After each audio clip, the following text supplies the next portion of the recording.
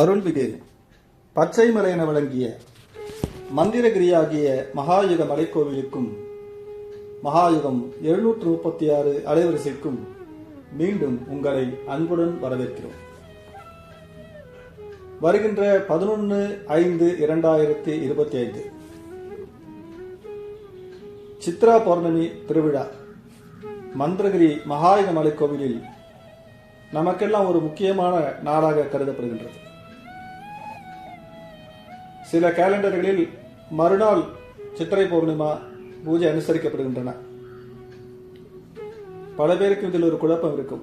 நமது ஆலயத்திற்கு தொடர்ந்து வரக்கூடியவர்களுக்கு தெரியும், அன்னைக்கு அபிஷேகம் ஆராதனை நடக்கின்ற பொழுது, குறைந்தபட்சம் தீபாராதனை நடக்கின்ற பொழுதாவது பௌர்ணமி திதி நிறைந்திருக்க வேண்டும் என்கின்ற விதிகளை அனுசரித்துத்தான் மலையில் பூஜைகள் நடத்தப்படுகின்றன. அந்த வகையில் நமது சித்திரை பூர்ணிமா திருவிழா என்பது வருடத்தில் ஒரு நாள் மட்டும் மலை மீது அன்னையின் திருவடி நிழலுக்கு கீழே மக்கள் அனைவரும் இரவு தங்கி வழிபடுவது 35 ஆண்டுகளாக நடந்து வருகின்ற ஒரு வழக்கமாகும். மற்ற நாட்களில் நமது மந்திரகிரி மகாயுக மலைக்கோவிலில் தங்குவதற்குரிய அடிப்படை வசதிகள் இல்லை. அன்றைக்கு மட்டும் புதிதாக வந்துவிடப் போகிறது என்றால் அன்றைக்கும் இல்லை. ஆனால் அன்றைய தினம் அன்னைக்குரிய அபிஷேக அலங்கார ஆராதனைகள் சற்று சிறப்பாக இருக்கும். உங்கள் அனைவருக்கும் தெரியும், மாதந்தோறும் பௌர்ணமி தினத்தில் மட்டுமே அன்னைக்கு அபிஷேகம் செய்யப்படுகின்றது. விதிவிலக்காக ஒரு சில விசேஷ நாட்கள், குறிப்பாக சொல்ல வேண்டுமென்றால் விநாயக சதுர்த்தி, விஜயதசமி மற்றும் ஆங்கில புத்தாண்டு ஆகிய இந்த 3 தினங்களில் பௌர்ணமி தினங்கள் தவிர்த்தும் அன்னைக்கு அபிஷேகம் செய்யப்படக்கூடிய நாட்களாக விளங்குகின்றன. வாரந்தோறும் செவ்வாய், வெள்ளி, ஞாயிறு தினங்களில் மாலை 5 மணி அளவில் ஆலயத்தை திறந்து ஒரு 8-8:30 வரைக்கும் பூஜை செய்கின்றோம். இந்த சித்திரை பூர்ணிமா திருவிழாவிற்கு மட்டும் அப்படி என்ன சிறப்பு வந்துவிட்டது என்று நீங்கள் பல பேரும் கருதக்கூடும். மதுரை மாநகரத்தில் மதுரையின் அரசாணியாக விளங்குகின்ற அன்னை மீனாட்சிக்கு திருக்கல்யாணம் நடத்தப்படுவது சித்திரையில். தனது தங்கையின் திருமணத்தை காண்பதற்காக வந்த கள்ளழகன் கல்வர்களால் அவனது அழகால் கவரப்பட்டு தங்கள் கைவசம் இருந்த நகை ஆபரணங்கள் முதலானவற்றை கள்ளழகனுக்கு பூட்டி அழகு பார்த்து கள்ளழகர் ஆற்றில் இறங்கி வருவதாக சொல்லுகின்ற அற்புதமான பிரம்மாண்டமான திருவிழா நடக்கின்றதும் இந்த சித்திரை பூர்ணிமா திருவிழா தினத்தில். அன்னை உமையவளால் சித்திரத்தில் எழுதப்பட்ட சித்திரகுப்தன் என்கின்ற தேவன் பிறந்து வந்த நாளும் சித்ரா பௌர்ணமி திருவிழா. சித்திரகுப்தனை இன்று பல பேருக்கும் எந்த விதத்தில் தெரிந்திருக்கிறது என்றால், யமதர்மராஜாவின் கணக்கு பிள்ளையாக அவர் அறியப்படுகிறார். மனிதர்களின் பாவ புண்ணிய கணக்குகளை சற்றேனும் குறைவில்லாமல் எழுதி காட்டி ஒரு மனிதன் செய்கின்ற புண்ணிய பாவங்களுக்கு தக்கவாறு அவன் சொர்க்க நரக முதலானவற்றை அடையும்படியாக சித்திரகுப்தன் தான் தூண்டுவிக்கிறான் என்கின்றது புராணம்.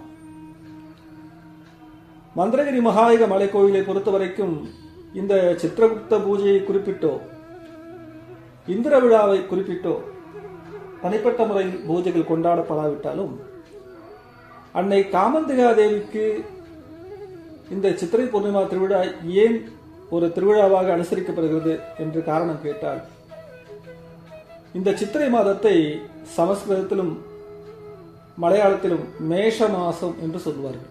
சமஸ்கிருதத்தில் எப்படி சொல்லுகிறார்கள், சைத்திர மாசம் என்று சொல்லுகிறார்கள். மேஷம் என்பது ராசி மண்டலங்களில் முதலானது. இந்த ராசி மண்டலத்தில் சூரிய நாராயணர் உச்சம் பெற்று விளங்குகிறார். கடுமையான சுட்டெரிக்கும் வெயில், அக்னி நட்சத்திரம் நிலவக்கூடிய மாதம் அது. அந்த தினத்தில் தான், அந்த மாதத்தில் வருகின்ற சித்திரை பௌர்ணமி தினம் என்பது அதீதமான பிரகாசத்தை பூமிக்கு வழங்குகிறது. பொதுவாக வசந்த காலம் என்றும் இது அறியப்படுகின்றது. வசந்த கால வழிபாடுகள் தொன்று தொட்டு நமது மண்ணில் நடத்தப்பட்டு வருகின்றன. அந்த வகையில் பார்த்தாலும் சூரியபுத்திரனின் மகள், சூரிய நாராயணனின் மகள் என்கின்ற வகையிலும் அன்றைய தினம் சக்தி தெய்வங்களுக்கே உரிய கிரகமாகிய சந்திர பகவானின் பேராற்றல், அந்த பேரொளி அதீதமாக பூமி மீது பரவுவதாலும் சித்திரை பௌர்ணமி தினத்தின் இரவு பொழுதை அற்புதமாக கொண்டாடி மகிழ்ந்தார்கள் நமது பண்டைய தமிழர்களும் முன்னோர்களும். மந்திரகிரி மகாலிங்க மலை பொறுத்தவரை அடிப்படை வசதி இல்லாவிட்டாலும் அன்றைய தினத்தில் மலையின் மீது இரவு தங்குவது என்பது ஒரு அற்புதமான அனுபவத்தை உங்களுக்கு கொடுக்கும். அன்றைக்கு யாரெல்லாம் அன்னை காண வேண்டும் என்று பிரயத்தனப்பட்டு சிற்சில சிரமங்களை பொருட்படுத்தாது அன்னையின் திருமடியில் ஒரு தவத்தினை போல் தங்கியிருக்க வேண்டும் என்று நினைத்து வருகின்றவர்களுக்கு அன்றைக்கு அவர்களது குல முதல்வர்கள், குல தெய்வங்கள் இவர்களின் அருளாசி அதீதமாக கிடைப்பதற்கான வாய்ப்பு இருக்கின்றது. நாங்கள் பிரபலமாக சொல்லக்கூடிய ஒரு உதாரணம் என்னவென்றால், நமது இல்லங்களில் ஏதேனும் ஒரு நல்ல காரியம் நடைபெற்றால், காது குத்து, கல்யாணம், பெண் பூப்படைந்து அவளுக்கு மஞ்சள் நீராட்டு விழா சடங்கு முதலாக செய்கின்ற பொழுது, அல்லது ஒரு குழந்தை பிறந்து வருகின்ற பொழுது, இப்படியான சில சுப காரியங்கள் நடத்தப்படுகின்ற பொழுது ஒருவருக்கொருவர் மனஸ்தாபத்தில் இருக்கின்ற உறவினர்கள் கூட அதை மறந்துவிட்டு ஒன்று கூடுவதற்கான வாய்ப்புகள் அதிகம். அதுபோலதான் சித்திரை பூர்ணிமா திருவிழாவன்று மட்டும் நாம் ஏதேனும் ரிஷி முனிவர்கள் சாபத்தை பெற்றிருந்தாலும், முன்னோர்களின் மன வருத்தங்களை சம்பாதித்திருந்தாலும், குலதெய்வங்களின் ஆற்றலை நாம் சற்று இழந்திருந்தாலும், சித்திரை பூர்ணிமா திருவிழாவன்று அன்னையின் திருவடிக்கு வந்து சேர்ந்து அவளை முன்பாக நமது அர்ப்பணிப்பை செய்கின்ற பொழுது அதை கண்ணிருக்கின்ற நமது குல முதல்வர்கள், முன்னோர்கள், பித்ருக்கள், குலதெய்வங்கள், ரிஷி முனிவர்கள் முதலானவர்கள் சற்று மன ஆறுதல் அடைந்து நம் மீது அவர்கள் கொண்டிருக்கின்ற கோபத்திலிருந்து சிறிது விளக்கத்தை நமக்கு தருவதற்கான வாய்ப்பு அதிகமாக இருக்கின்றது. ஆகவே தான் அந்த தினத்தை நாங்கள் பெரும்பாலும் முக்கியமாக கருதுகின்றோம். யதார்த்த ரீதியில் பார்த்தால் கடுமையான வெயிலும் மோசமான கால சூழ்நிலையும் பருவ சூழ்நிலை இருக்கின்ற நாட்களில் அந்த மலை மீது அதிகமான வெப்பத்தில் இருக்கின்ற இடத்தில் ஒரு பூஜை செய்வது மிகவும் கடினமான காரியம். இது எங்களுடைய அனுபவத்தில் நாங்கள் சொல்லுகின்றோம். இருந்தாலும் அன்னையின் திருவருள் துணை கொண்டு எங்களுடைய சிரமங்கள் எல்லாம் அவருடைய சிரமங்களாக ஏற்றுக்கொண்டு வருகின்ற பக்தர்களின் துயரங்களையும் தீர்த்து அவர்களது வாழ்வில் ஒரு புதிய திருப்பு முனையை ஏற்படுத்துகின்ற நாளாக சித்திரை பூர்ணிமா திருவிழா நடந்து கொண்டிருக்கின்றது. எத்தனையோ சோதனைகள், எத்தனையோ இடர்பாடுகள். எங்களோடு உடனிருந்து உழைத்த பல நண்பர்கள் இன்றைக்கு இல்லை. சிலர் மறைந்து விட்டார்கள், சிலர் மறந்து விட்டார்கள்.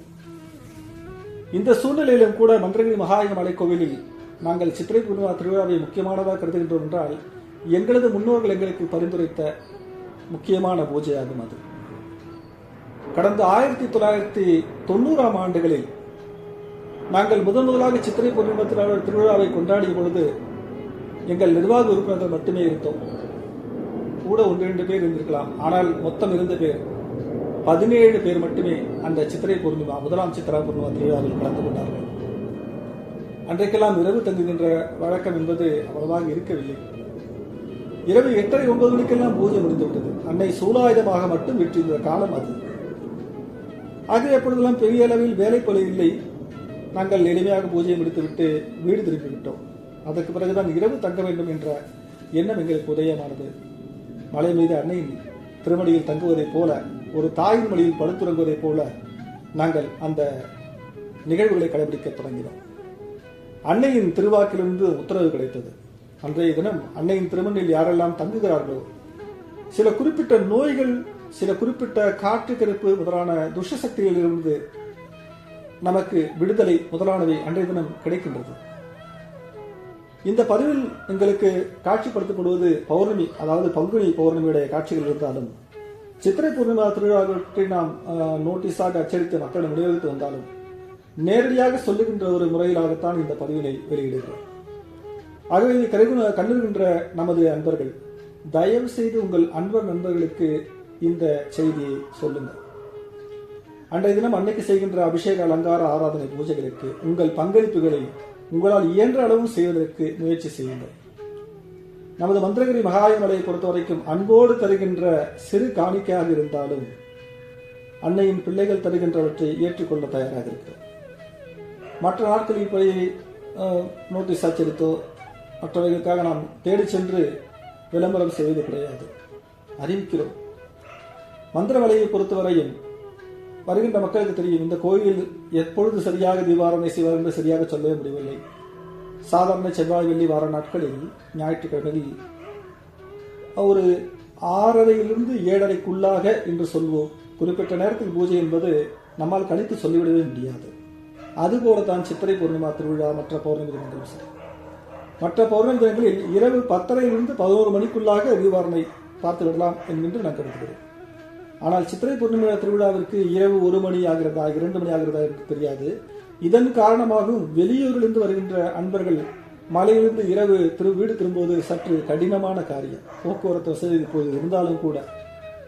ஆகவே அன்றைய தினம் அன்னையின் திருமலையிலேயே கழித்துவிட்டு விடியற் காலையில் எழுந்து தங்கள் இல்லங்களுக்கு சென்று விடலாம். நமது வழிபாடு முறைகளில் தான் திருக்கோயிலில் இரவு தங்குகின்ற ஒரு அற்புதமான வழக்கம் இருக்கின்றது. பொதுவாக சிவாலயங்கள், காளி கோயில் ஆகியவற்றில் இரவு தங்குவது அத்தனை உசிதமான காரியம் கிடையாது.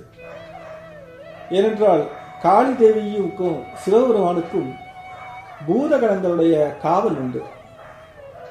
அவர்கள் இந்நேரமும் மிகச் சுதந்திரமாக அவர்களை சுற்றி ஆடிப்பாடி அலைந்து கொண்டிருப்பார்கள் என்று கூறுவார்கள். ஆகவே இரவு நேரங்களில் தான் அவர்களுடைய வழிபாடுகள் சிவபெருமானுக்கும் காளி தேவிக்கும் நடத்தப்படுகின்றன. ஒரு சில குறிப்பிட்ட தினங்களில் தான் 33 கோடி தேவர்களும் நாம் கற்பனை கூட செய்து பார்க்க முடியாத பற்பல சமயத்தை சேர்ந்த தெய்வங்களும் கூட காளி தேவியும் சிவபெருமானையும் ஆராதனை செய்ய வருகிறார்கள் என்று எங்கள் ஸ்தாபகர் ஸ்ரீ குரு சிவச்சந்திர சுவாமிஜி கூறுவார்கள். இதை நாங்கள் எங்களுடைய வாழ்க்கையிலும் அனுபவித்திருக்கிறோம். மதங்களை கொண்டு சண்டை போட்டுக் கொள்வதுதான் நமக்கு வழக்கமாக இருக்கின்றது. ஆனால் இறைவன் என்ற குறிக்கோளை அடைய புறப்பட்டு விட்ட மகோன்னதமான அந்த ஆத்மாக்களிடம் பிரிவினை இல்லை. இதை தெரிந்து கொண்டோ தெரியாமலோ தான் சில மத விஷமிகள் மத ரீதியான பிரச்சனைகளை மக்களிடம் பரப்பிக் கொண்டிருக்கிறார்கள். சில சமயங்களில் அது அதீதமான வெறியாக மாறி மதப்பற்று மனிதர்களிடம் ஒரு அருவருப்பையும் ஏற்படுத்துகின்றது.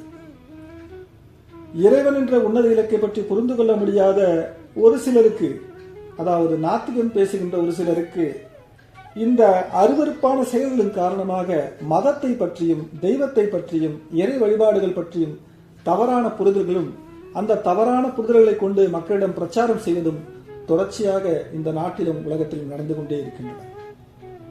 இதனால் பாதிக்கப்பட போகின்றது யார்? குருடும் குருடும் குருட்டாட்டம் ஆடி குருடும் குருடும் குழி விழுந்தனவே என்று ஒரு சித்தர் பாடல் உண்டு. இறைவனை பற்றிய முழு அறிவு இல்லாத ஒருவன் இறைவன் இல்லை என்று எப்படி சொல்ல முடியும்? சொல்லப்போனால் மாபெரும் ஞானிகளும் முனிவர்களும் கூட இறைவனை தாங்கள் முழுமையாக அறிந்ததில்லை என்று பணிவோடு ஒப்புக்கொள்ளவே செய்கிறார்கள். ஆனால் நாம் நம்புகின்ற அல்லது நாம் ஏற்றுக்கொள்கின்ற யாரோ ஒரு மனிதரின் அவரது தனிப்பட்ட அனுபவத்தை மட்டும் கொண்டு மதத்தையோ இறைவனையோ தெய்வ வழிபாடுகளையோ எப்படி கணக்கிட்டு விட முடியும் என்று நீங்கள் நம்புகிறீர்கள்? காலங்காலமாக கடைபிடிக்கப்பட்டு வருகின்ற ஒழுக்க சீலங்களின் வாயிலாகவும் வழிபாட்டு சடங்கு முறைகள் காரணமாகவும் நற்பலன்களை பெற்றுவிட்ட அதை நீண்ட காலமாக செய்து பார்த்து வருகின்ற சமுதாயத்திற்குத்தான் அதன் அருமை புரியும். அதை தங்களது குழந்தைகள் தங்களுடைய சந்ததிகள் பெற்றுக்கொள்ள வேண்டும் என்றுதான் அவர்கள் விரும்புகிறார்கள். அது காரணமாகத்தான் இன்றைக்கு பலவிதமான பிரிவுகள் எல்லா சமயங்களிலும் இருக்கின்றன. நீங்கள் அவற்றை ஜாதி என்று எடுத்துக்கொண்டாலும் சரி, மத பிரிவுகள் உட்பிரிவுகள் என்று எடுத்துக்கொண்டாலும் சரி, இனக்குழுக்கள் என்று எடுத்துக்கொண்டாலும் சரி, அல்லது ஒவ்வொரு மாநில இடப்பரப்புகளுக்கு தக்கவாறு ஏற்பட்ட சூழ்நிலைகளை எடுத்துக்கொண்டாலும் சரி, இறைவனுடைய விரிவை, அவனது அளப்பரிய அருளாற்றலை, அவன் செயல்படுகின்ற விதத்தை குறிப்பிட்டு சொல்லி அவன் செயல்படுகின்ற விதத்தை நாம் ஒரு குறிப்பிட்ட கட்டுப்பாட்டுக்குள் வடிவமைத்து விடவே முடியாது. ஆனால் இந்த அகண்ட விரிந்த அவனது செயல்பாடுகள் ஒவ்வொரு மனிதனுக்கும் தனித்துவமாகவும் செயல்படுவதுதான் இறைவனின் மிகப்பெரிய ஆற்றல். சாதாரண ஒரு சிறு ஜீவனின் தொடங்கி உயர்நிலை பெற விரும்புகின்ற ஒரு ஆத்மா வரைக்கும் அவனது செயல் ஒவ்வொருவருக்கும் பிரத்யேகமானதாக இருக்கின்றது. அதாவது மத வழிபாடுகளின் நம்பிக்கையற்ற, இறைவனிடமே நம்பிக்கையற்ற ஒருவனிடமும் கூட இறையாற்றல் செயல்பட்டுக் கொண்டிருக்கின்றது. அதன் காரணமாகத்தான் அவன் உயிர் வாழ்கிறான், சிந்திக்கிறான். இதையெல்லாம் நாங்கள் நம்புவதற்கில்லை என்று சொன்னால் சொல்லிவிட்டு போகட்டும், நமக்கு அதை பற்றி சிறிது கவலை இல்லை. அவர்கள் எப்பொழுது மன தெளிவு பெறுகின்றார்களோ அப்பொழுது தங்கள் தவறுகளை உணர்ந்து கொண்டு இறைவனை மறுத்ததற்காக அவர்கள் தங்களை தாங்களே நொந்து கொள்ளக்கூடிய காலம் வரும். ஆயினும் இவர்களை காட்டிலும் இறைவனை நம்புகிறோம் பேர்வழி என்ற பெயரில் தனது வழிபாடு, தனது சமயம் இது மட்டும்தான் பெரிது என்று நினைத்துக் கொண்டு மற்ற சமயங்களை மட்டம் தட்டுகின்றவர்கள் நாத்திகவாதிகளை விடவும் ஆபத்தானவர்கள் என்பது என்னுடைய தனிப்பட்ட கருத்து.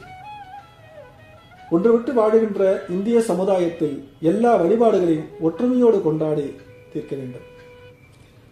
மந்திரகிரி மகாயுக மலைக்கோயிலோ இந்த பாரம்பரியமான நமது சமய வழிபாடுகளோ இயற்கையோடு ஊடாடி கலந்துவிட்ட வழிபாடுகளாக இருக்கின்றன. அவற்றை குறைந்தபட்சம் ரசிக்கவாவது தெரிந்து கொள்ள வேண்டும்.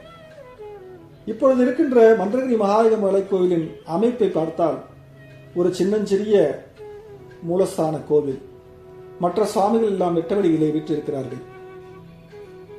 இந்த சூழ்நிலையில் வெயிலின் கோரத்தை பகலில் அனுபவித்துவிட்டு இரவில் நிலவின் குளுமையையும் அன்னையின் அற்புதமான பூஜை வழிபாடுகளையும் சாதி சமய வேதமற்று கலந்து கிடக்கின்ற மக்களோடு அனுபவிக்கின்ற அந்த அனுபவம் அலாதியானது. அன்னையின் அருளை பெறவும், பற்பல நற்சிந்தனைகளை வளர்த்துக் கொள்ளவும், ஒற்றுமையை மேம்படுத்திக் கொள்ளவும், பற்பல குறைகளிலிருந்து விடுபாடு பெற்றுக் கொள்ளவும் மந்திரகிரி மகாயுக மலைக்கோவில் உங்களை எப்பொழுதும் அழைத்துக் கொண்டிருக்கும். அதில் ஒரு முக்கியமான அழைப்பாக இந்த சித்திரை மாத பௌர்ணமி பூஜை 11/5/2025 ஞாயிற்றுக்கிழமை அன்று மாலை 7 மணி தொடங்கி மறுநாள் விடுகின்ற வரைக்குமாக அன்னையின் திருமண்ணில் ஒன்றுபட்டு அன்னையை வழிபட்டு வாழ்வின் எல்லா சௌபாக்கியங்களையும் நமது உடனிருக்கும்